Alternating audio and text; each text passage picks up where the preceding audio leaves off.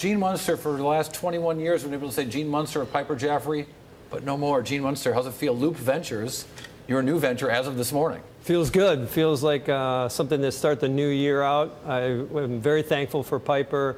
They've been a huge supporter. They're also an investor in the fund.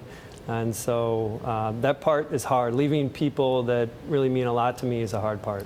And yet, when we talked about what you're doing here now that it's out in the open, you're taking a very interesting research-driven approach to venture capital. Talk to me about what that's going to be. Well, we're going to keep doing what we do really well, which is research, and that's what we've done as sell-side analysts. Because some of the same teams coming with you, right? Exactly. Doug Clinton and Andrew Murphy were two longtime associates of mine, and so they're joining me. And we're going to keep doing that, and we're going to keep driving insights in terms of these four major themes, which we're calling the future perfect. And this is an absolutely fantastic future that has to do with virtual reality, augmented reality, artificial intelligence, and robotics. And so what is unique about Loop Ventures is our ability to continue to do research, publish that research at Loop Venture, and publish it, even though you're on the venture side. That's right. So we're going to be showing our work, as we like to say. And so today, Loop Ventures launched, and you can see we'll be doing about 3 research notes a week, which is a similar pace that I've always kind of published over years as a sell-side analyst.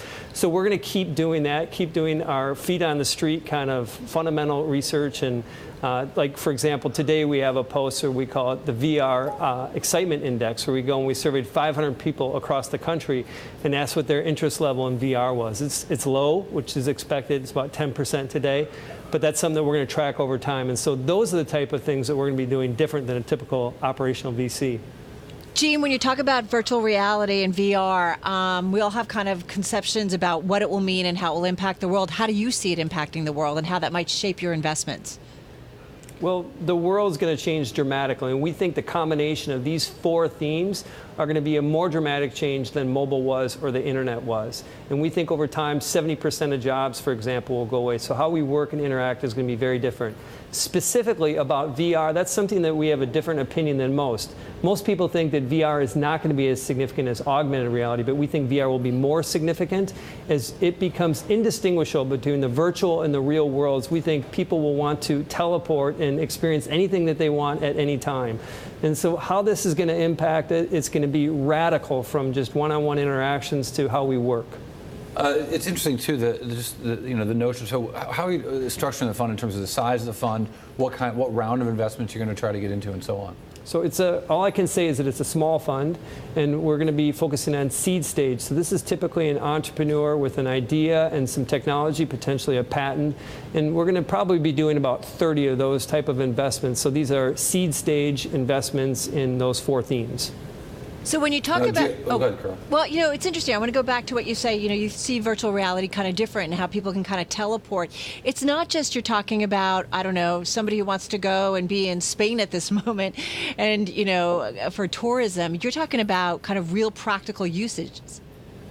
Yeah, there is. In this research that we published today, you can see that the way people are using VR today, it's going to evolve over time. But surprisingly, the #1 area was just pure entertainment.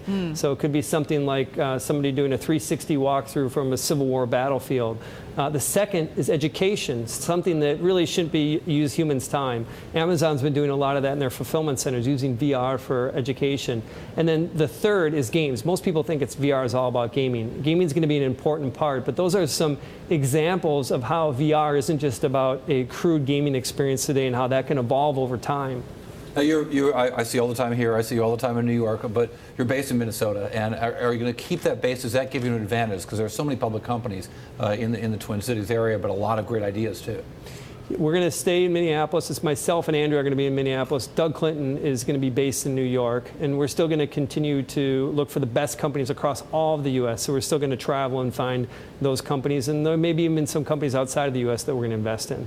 Hey, Gene, I'm also curious, you know the well-known tech companies, the big tech companies that are out there. Are you going to be working with them on investments as well? Well, we're going to continue to write research on those the 6 major tech companies that we've covered in the past, and the 4 primaries would be Amazon, Apple, Google, and Facebook. And so, how we interact with those companies in the future remains to be seen. Typically, VCs do have some level of an interaction, but that's today is our first day, and so we're gonna see how that evolves over time. Why waste your time covering these companies? There's so much work goes into it. I mean, I've been with you outside of the iPhone launches, watching you count the number of people in line and see how long it compares to the last one. And I mean, why do that level of research covering a company like Apple if you're looking at these businesses that are not very important to Apple, like presently, AI, robotics, so on? Specifically to Apple, we think that is going to be a critical player in all 4 of those themes. And so it's important that we have a good sense in terms of what's going on with Apple. We think Apple is going to reinvent itself in the next 10 years. We think the concept of an iPhone is going to go away. And it may be called an iPhone, but it's not going to be a sheet of aluminum and glass in your pocket. And so in order to get these themes, to really nail these themes, we got to still nail our coverage on these larger companies.